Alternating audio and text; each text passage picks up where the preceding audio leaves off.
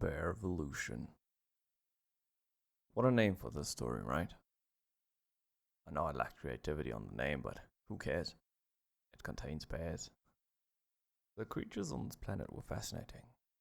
Tall, furry, and ferocious. They tend to stand on their hind legs and walk upright. It was amusing to observe with their short, stubby legs. Their balance swayed back and forth like drunken pirates on land.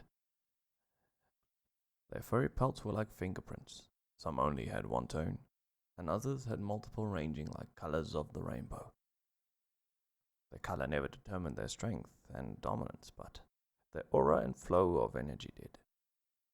They were intellectual beings when I came across them, but based on their past, they had limited thoughts. They could manifest the aura and energy from within them, calling it pawer, derived from the first bear, which could manifest 2 extra paws. See, limited thoughts, she pointed out. Their manifestations were the inverse color of their pelt. The first bear was able to manifest the pawer, had an abyssal black pelt and extruded with the inverse snowy white pawer.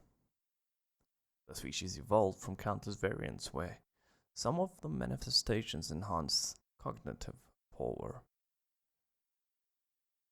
Till this day, they can't speak using sound, but communicate telepathically.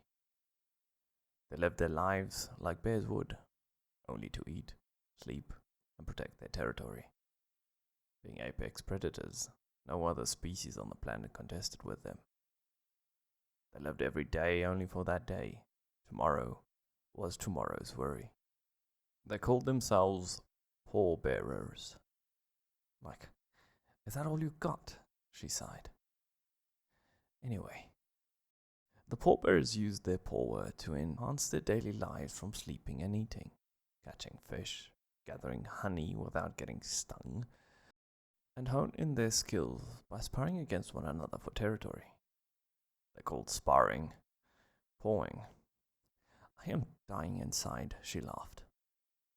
The pawing matches they had amongst one another had intense pawer overflow, which was invisible to the naked eye. Some manifested extra paws, wings, illusions, and anything they could see was possible to replicate. The overflow was so powerful that they used it to create arenas around them, protecting the area and the nature from destruction. The clashing of individual powers was a spectacle to see.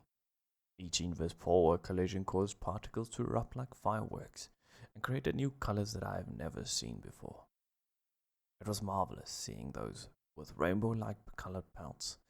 The spectrum of color overloaded the atmosphere, drawing onlookers by sheer beauty. They fighted in the style that they were most used to, drunken stance. Their stubby legs and arms distracts the opponent from their true capability. They enhance their styles with every pawing. One of their most favorite deceptive styles covers every paw with pawer. As they strike, they would purposely miss their opponent, lowering their guard. Then a delayed follow-up strike from the pawer would land powerful blows on the opponent. Only those who know the style are able to dodge them. After each pawing, the excess overflow returned the arena back into its prior state, preserving the habitat and the planet. The paw could destroy and replenish. Controlled by the pallbearers, everything flowed infinitely. With great power comes great respawnsibility.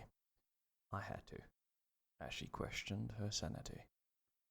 The planet had tons of resources ripe for the taking. Will the familiar forces reap from this planet? Well, they ended up passing by and tried their hand at taking what they wanted.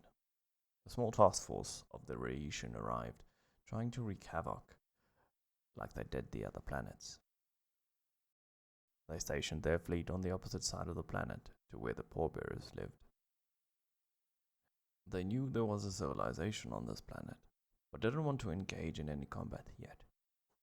Immediately after landing, construction began, and factories appeared from thin air. The historians conducted research on the area to find the locations of the resources they wanted and needed. Every day that passed, more and more toxins entered the atmosphere. The pallbearers felt a disturbance in the balance of the planet. A few scouts that were able to manifest wings were sent out across the planet to observe what the cause would be. Within a few days, they came across the location to where the Rhaetians were stationed. Seeing the destruction that was caused, they returned home and explained the situation. The Rhaetians were aware that they were spotted and prepared the same old methods they were accustomed to. The attrition began spreading the seeds of the coercion plants to act as a barrier preventing any interruption while they gathered their resources. They expanded the plant wall daily in the attempt to cover the planet and kill the inhabitants. The pallbearers would not stand for what was happening on their planet. They wrote a message in loose ground addressing something. Observer, do not interfere. We know you are there.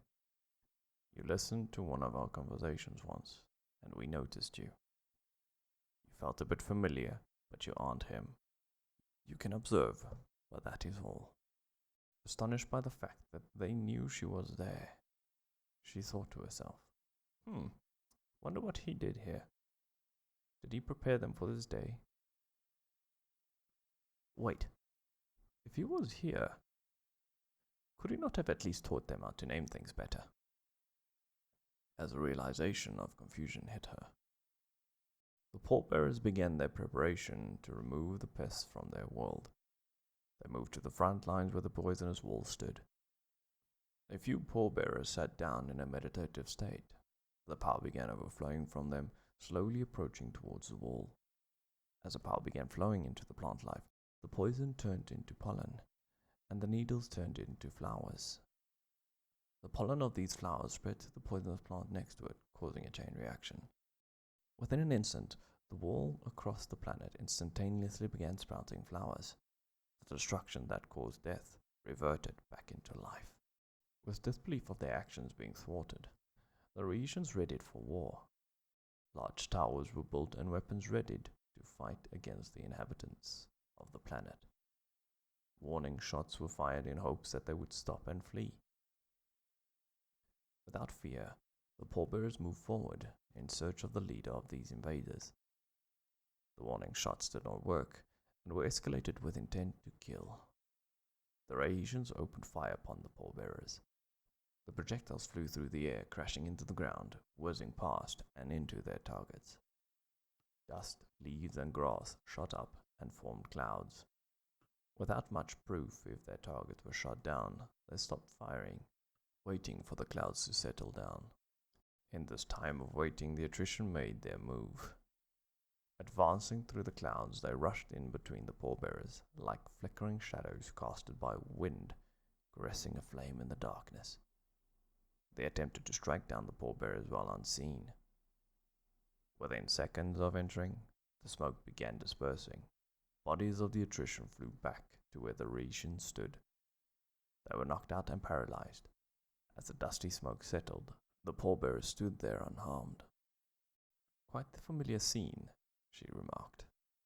While the Rhaetians' focus was on the ground, few of the pallbearers landed behind those stationed on the towers.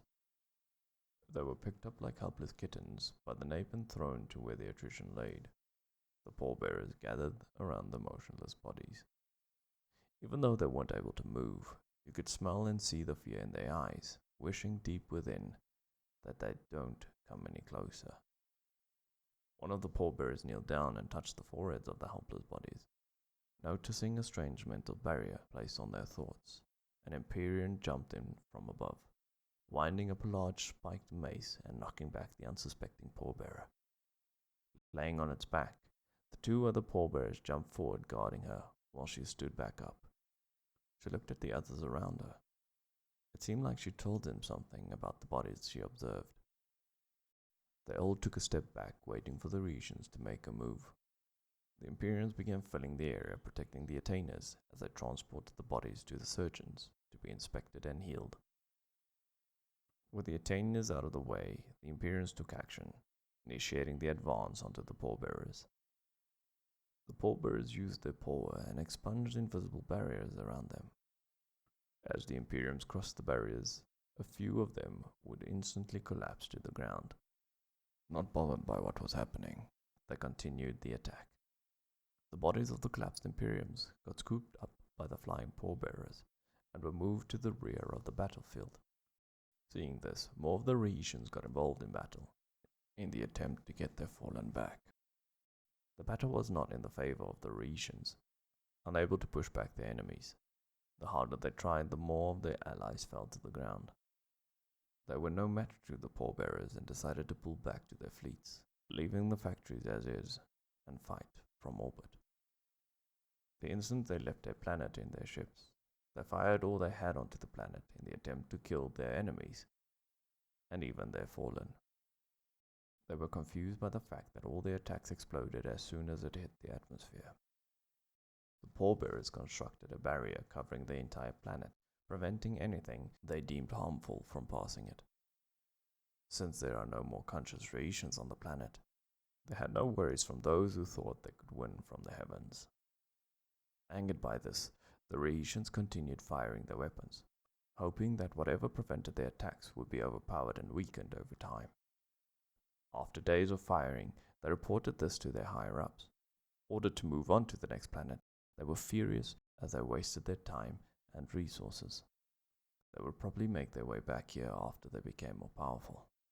They might have lost this battle, but they will not lose the war. With the Rhaetians gone, some pallbearers went back to where the Rhaetians first landed and destroyed everything that was left behind. The pallbearers were able to investigate those they saved in peace, knowing there are no more remnants left. They might have been saved from the real enemy, but the enemy they have within was still there. The pallbearers inspected the minds of those they took from the Rhaetians. They used their telepathic powers to access the mind in search of what caused the mental barrier. The mental barrier seemed like a virus that cut off parts of their minds, preventing any memories from being accessed of their past lives. When the pallbearers removed this barrier, the Safe cried tears of relief and pain. The sorrow lasted for days, as if they committed great sins, plaguing them like they killed their own family members. They hated what they did under the Rhaetian mental barrier, and some took their own lives, unable to live with themselves. A man named Dystro approached the pallbearers seeking training, and to remove that which he had done from his memory. He had conviction to chase those who damaged him, and free those who did not have a choice, like he once had. The pallbearers allowed the others solitude on this planet. They ended up coexisting. Dystro and the others got trained on the ways of the pallbearers, learning to harness the pawer, and with the added bonus to communicate telepathically. Those who were saved decided to settle down and live the way the pallbearers lived, not a care in the world, but the pawer to protect everything in the world. I was astonished as Dystro was able to pinpoint my location using the pallbearer's powers. Hearing a voice in my head, he looked straight into my eyes from across the dimension. Observer, take me to where he is. I want to be trained like you were trained. He was once where I came from and told me to find you when I'm able to sense one of you. I want to free those who are unable. I pulled him across to my dimension. Let it be known, we do not intervene unless we are needed to. If you cross the dimension without approval, there will be consequences. He will know. Meaning, you will not be able to save those you want. Just yet. Fearlessly, you replied, I'm not afraid of the consequences. I have felt my conviction since I was saved. I fear not helping the lifeless to live. Brave words. Let's see if your conviction is strong enough for the twins and their methods, as I laughed at the courage in acknowledgement. We bid farewell to the pallbearers. In return, they sent their greetings to him, and thankfulness for what he taught their founder.